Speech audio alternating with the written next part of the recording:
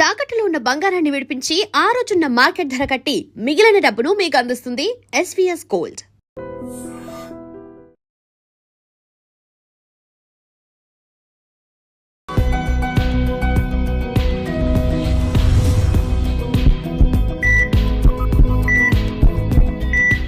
Strong bones equals to strong life. Welcome to healthy conversations with I dream. నా పేరు లుంబిని. ఈ రోజు మనతో పాటు ఉన్నారు డాక్టర్ రవితేజ రుద్రరాజ్ గారు, కన్సల్టెంట్ ఆర్థోపెడిషియన్, స్పెషలిస్ట్ ఇన్ నీ preservation, robotics and sports medicine. Let's talk to him.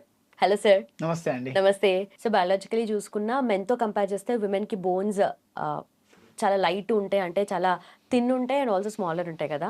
So ఈ బోన్ హెల్త్ అనేది కూడా ఎక్కువగా డిక్రీజ్ అవ్వడానికి కూడా విమెన్కి ఎక్కువ ఛాన్సెస్ ఉంటాయి కదా. అండ్ కంపారిటివ్లీ హార్మోనల్ చేంజెస్ వస్తాయి, మళ్ళీ ప్రెగ్నెన్సీ, మెనోపాజ్, ఫీడింగ్, ఇవన్నీ కూడా. సో బోన్ హెల్త్ని ఎలా ఎఫెక్ట్ చేస్తాయి ఓవరాల్గా? వెరీ గుడ్ క్వశ్చన్ అండి. ఇన్ఫ్యాక్ట్ మొన్న ఉమెన్స్ డే రోజు కూడా మేము at length we discussed on this topic.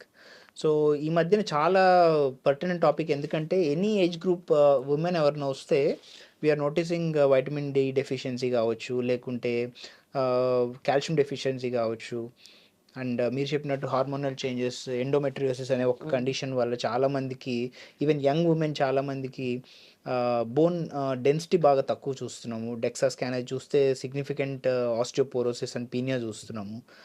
అలానే జాయింట్ పెయిన్స్ కూడా చాలా ఎక్కువనే చూస్తున్నాం. సో యంగ్ పిల్లల్లో ఐ థింక్ మెయిన్లీ ఈ రీజన్స్ అనేవి చాలా ఇంపార్టెంట్ అండి. ఐ థింక్ ఎవరికన్నా కానీ బోన్ పెయిన్స్ ఉండి, కొంత లెథర్జీ ఉండి, వీక్నెస్ ఉంటే కనుక డెఫినెట్గా ఒకసారి calcium and vitamin D check చేయించుకోవాలి. అలానే ఒకవేళ ఏమైనా హార్మోనల్ ఇష్యూస్ ఉన్నా, లేకుంటే గైనీ ఇష్యూస్ ఉన్నా కానీ ఒకసారి డెఫినెట్గా ఒక గైనకాలజిస్ట్ ఒపీనియన్ తీసుకున్నాక, ఇఫ్ రిక్వైర్డ్ మేబీ ఒకసారి డెక్సా స్కాన్ లాంటివి చేయించుకుంటే ఏమన్నా డెన్సిటీ పరంగా కూడా ఏమైనా వీక్నెస్ ఉందా అనేది చూసుకోవాలి. సో ఆబ్వియస్లీ ఉన్నప్పుడు దాని రిలేటెడ్ మేనేజ్మెంట్ అది చాలా చాలా ఇంపార్టెంట్.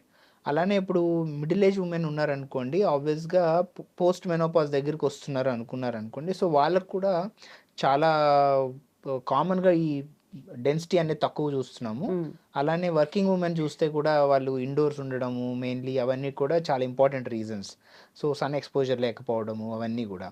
సో దాని గురించి ఐ థింక్ అట్లీస్ట్ ఆ సిమ్టమ్స్ ఏమైనా ఉన్నా అట్లీస్ట్ డెఫినెట్గా ఈ vitamin D, calcium and B12 check చేయించుకుని దానికి సంబంధించిన సప్లిమెంట్స్ అవి తీసుకుంటే మోస్ట్లీ సెట్ అయిపోతుంది.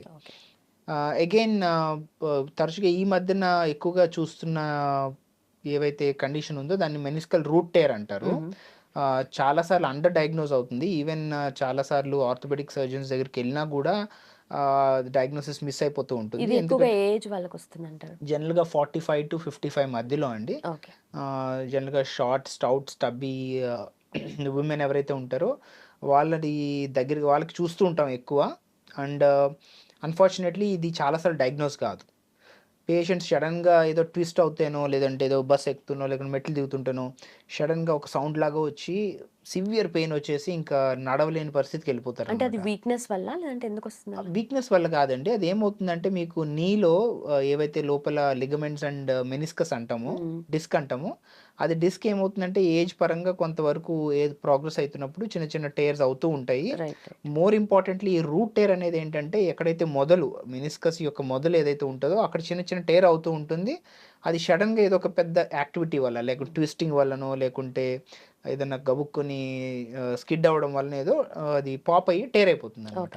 అది టేర్ అయిన తర్వాత ఏమవుతుందంటే అది ఉన్నా ఇంకా లేనట్టే పక్కకి వెళ్ళిపోతుంది. పక్కకి వెళ్ళిపోవడం వల్ల అక్కడ ఉన్న లిగమెంట్ల మీద వాటి మీద ఒత్తిడి చేయడం వల్ల సడన్గా బాగా సివియర్ పెయిన్ వచ్చేసి ఇంకా తట్టుకోలేనంత నొప్పి వచ్చేస్తుంది వాళ్ళకి. అలాంటప్పుడు వాళ్ళకి ఇంకా సర్జరీ ఒక్కటే ఆప్షన్, నాకు ఇంకా రేపైనా సర్జరీ చేసేయండి అన్నంత నొప్పిలోకి వెళ్ళిపోతారు వాళ్ళు. చాలాసార్లు అది ఎందుకు అండర్ డయాగ్నోజ్ అవుతుందంటే, ఇప్పుడు జనరల్గా ఆర్థోపెడిక్ సర్జన్స్ దగ్గరికి వచ్చినా కూడా ఆ ఏజ్కి వచ్చేసరికి చాలాసార్లు ఏమనుకుంటారంటే 50 వస్తుంది కదా, మీకు అరుగుదల స్టార్ట్ అయ్యి ఉండొచ్చు, ఒక ఎక్స్రే తీపిచ్చి అవును కొంత అరుగుదల వచ్చింది, మీకు స్టార్ట్ అయింది, కొంత గ్యాప్ తగ్గుతుంది, సో మేబీ కొన్ని మందులు వాడండి, రెస్ట్ తీసుకోండి అని చెప్పేస్తారనమాట. బట్ ప్రాబ్లం ఏంటంటే ఆ ఎక్స్రేలో ఏమీ కనపడవు మనకి. ఎక్స్రేలో ఓన్లీ బోన్సే కనపడతాయి. సాఫ్ట్ టిష్యూ కానీ డిస్క్ మేము చెప్తున్న మెనిస్కా ఏమీ కనపడదు అనమాట. So sudden onset of severe pain following some incident and not going down with any medicines and unable to walk, unbearable pain ఉందనుకోండి, డెఫినెట్గా ఐ థింక్ ఎంఆర్ఐ తీయించుకోవాలి. ఎంఆర్ఐలో కనుక ఒకవేళ రూట్ టేర్ అంటూ ఐడెంటిఫై అయితే కనుక you have to make sure that the route tear is fixed అనమాట. Okay. So ఆర్థ్రోస్కోపిక్గా అంటే కెమెరాతో మనము ఆ రూట్ రీకన్స్ట్రక్షన్ చేస్తాము. ఏదైతే తెగిపోయిందో అక్కడే కూర్చోబెట్టి కింద కట్టేస్తాం అనమాట. అప్పుడు న్యాచురల్గా మెనిస్కస్ అనేది ప్లేస్లోకి వచ్చేస్తుంది. రైట్. ఇమ్మీడియట్గా పెయిన్ తగ్గిపోతుంది. మోర్ ఇంపార్టెంట్లీ ఇది కనుక అది డయాగ్నోస్ చేసుకోలేకపోయినా నెగ్లెక్ట్ చేసినా కూడా ఏమవుతుందంటే ఆ మెనిస్కస్ అవి ఉండాల్సిన ప్లేస్లో లేకపోవడం వల్ల అది బోన్ ఆన్ బోన్ అంటే బోన్ మీద బోన్ రాపిడి జరగడం వల్ల హెల్తీ కార్టిలేజ్ ఏదైతే ఉందో within no time complete ఆర్థరైటిస్లోకి వెళ్ళిపోతుంది. అంటే ఓకే. ఒక 10 ఏళ్ళు ఏజ్ ఉన్న 10 ఏళ్ళు లైఫ్ ఉన్న జాయింట్కి ఒక 6 నెలల్లో మొత్తం ఖరాబ్ అయిపోతుంది. అండ్ చాలాసార్లు ఇది అండర్ డయాగ్నోసిస్ సిచ్యువేషన్ బట్టి వల్ల చాలాసార్లు ఈవెన్ డాక్టర్స్ మిస్ అవ్వడం వల్ల డయాగ్నోస్ చేయడం వల్ల చాలామంది పేషెంట్స్ ఈ మధ్యన ఇబ్బంది పడుతున్నారండి. ఓకే. అండ్ నాకు తెలిసి చాలాసార్లు ఇలా ఉండి నేను చేపించడం వల్ల almost 8 out of 10 people with similar history ఆ రూట్ టేర్ అనేది ఐడెంటిఫై అయింది. ఫిక్స్ చేయడం వల్ల they got back to normal and they have a healthy నీ నౌ. బట్ ఆ రూటేర్ అంటే ఆ ఏజ్‌లో ఉన్న వాళ్ళు 45+ అంటున్నారు కాబట్టి, ఆ ఏజ్ వాళ్ళకి ఎక్కువగా they are more prone to injuries కదా! చిన్న ట్విస్ట్ అయినా, చిన్న అవునండి. కాలు బెనికి కింద అవునండి. పడ్డా గూడా. అవునండి. అవును. Okay. So I mean exactly. So basically అవ్వటానికి కారణం స్లోగా కావచ్చు. బట్ అయిన తర్వాత మనం ఏం చేసాం అన్నది ఇంపార్టెంట్. ఎందుకంటే మనం ఏదైనా ఇంటర్వ్యూన్ చేయకపోతే కనుక they will end up having a knee replacement.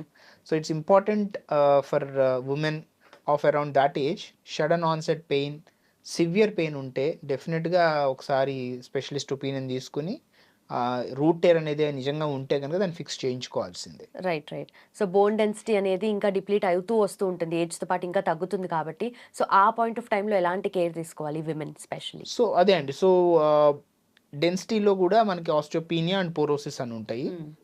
Peenya is relatively okay, but porosis is very bad. Because మీకు పోరోసిస్ ఉందనుకోండి, చిన్నగా కింద పడినా కూడా బోన్స్ ఇరిగిపోయే అవకాశం ఉంటుంది. మెయిన్గా మన ఈ రిస్ట్ బోన్స్ కావచ్చు అలాంటివన్నీ. So calcium supplementation, vitamin D exposure, దాంతోపాటు కొంత ఈ టెరిపారటైడ్ అని ఉంటుందండి ఈ డెన్సిటీ పెంచడానికి. ఆ ఇంజెక్షన్స్ ఒక 3 to 6 months తీసుకోవాలి. ఓకే. కొన్నిసార్లు వేరే ఆప్షన్స్ కూడా ఉంటాయి, డెనిసుమాబ్ అని, జోలిండ్రిక్ యాసిడ్ అని, ఇవన్నీ కూడా. బట్ ఇవన్నిటి వల్ల ఒక 3 to 6 monthsలో అది కరెక్ట్ అయిపోతుంది. Right. Right. So vitamin D exposure అంటున్నారు కాబట్టి ఆల్రెడీ ఇప్పుడు తెలుసుకున్న తర్వాత they might be doing it. But already వాళ్ళకి ఆ స్కేర్సిటీ ఉందనుకోండి బాడీలో. సో ఆ విటమిన్ డి సప్లిమెంట్స్ అనేటివి ఎంతవరకు హెల్ప్ అవుతాయి వాళ్ళకి? హెల్ప్ అవుతాయండి. డెఫినెట్గా వైటమిన్ డి డెఫిషియన్సీ ఉందనుకోండి, మేము 3 months కోర్స్ పెడతాము, వీక్లీ వన్స్ వేసుకోమని చెప్పి. అవన్నీ నార్మల్ లెవెల్స్కి వచ్చేస్తాయి. సో డెఫినెట్గా డెఫిషియన్సీ ఉంటే ఈ కొన్నిసార్లు బాగా తక్కువ ఉంటే ఇంజెక్షన్స్ పెడతాము. But otherwise just tablets alone are enough okay. To get it normal. Okay. Okay.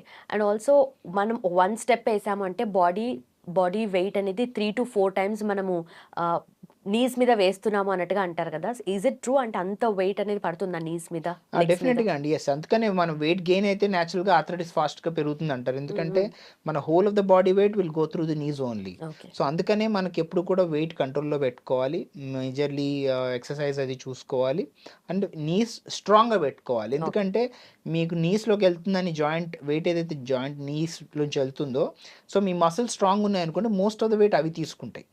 లేదంటే ఆల్మోస్ట్ మొత్తం జాయింట్ మీద ఉండే వెయిట్ అంతా కూడా బోన్స్ మీదకి వెళ్ళిపోతాయి. దానివల్ల కార్టిలేజ్కి ప్రెషర్ పడి న్యాచురల్గా అది ఎక్కువ ఆర్థరైటిస్ ప్రోన్ అయ్యే ఛాన్స్ ఉంటుంది. ఓకే. సో మజిల్స్ మన బోన్స్ ని ప్రొటెక్ట్ చేస్తాయి. అబ్సల్యూట్లీ. బట్ ఆ మజిల్ మాస్ ని ఇంక్రీజ్ చేసుకోవాలంటే విమెన్ ఏం చేయాలి ఈ రోజు?